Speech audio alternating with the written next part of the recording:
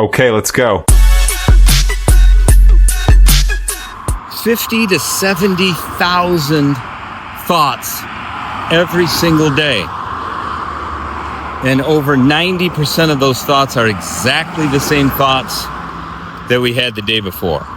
If you're going to change what you want to do in your life or what's going to happen, you have to change your thoughts. Because if you have 90% of the same thoughts that you're having every day, you're going to get what you've been getting, right? So you've got to be intentional about what you're thinking about and ask yourself, where did these beliefs come from? Where did this thought come from? Is it something that, when I was a kid and I used it to survive and, got me through the day or through the month or through the year? Well, shoot, man, I'm 58 years old. It's like I shouldn't be focused on survival right now and thoughts that, I'm still running through my head from like middle school and high school. I need to capture those thoughts and say, are these worthwhile? Or are those thoughts that are kind of keeping me trapped or almost like a prisoner in my own mind? So the first step to changing that is to be just being aware. What am I thinking about? Where did that come from? And then ask myself, is that okay? And if it's not okay, I need to start changing those thoughts, because a lot of times they're just playing like a broken record. We don't even think about them. They're in our subconscious mind. They just repeat. And we like that. We like the comfort. We like habits. We like things that are predictable.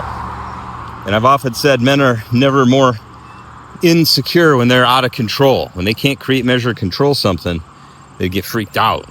So we repeat the same thoughts, and then that gives us a predictable future, which we're comfortable with, because, what we have is basically the result of our thoughts, because what we think about, what we believe, determines our actions.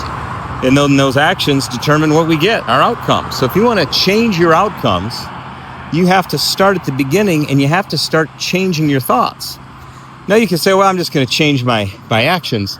Yeah, you could do that. But the problem with that is that we are so tied to our identity that won't stick. And that's why people, these folks, they've done Weight Watchers, they lose 30, 40, 50 pounds. And then all of a sudden they gain it all back. Why? Because they never changed the identity. They've changed the actions for a while, but because they haven't changed the identity, what they think about, it all comes back. So you have to start with the thoughts, your beliefs. Are they helpful for you? Are they working? And the first step to changing them is to be aware and then ask, is it helpful?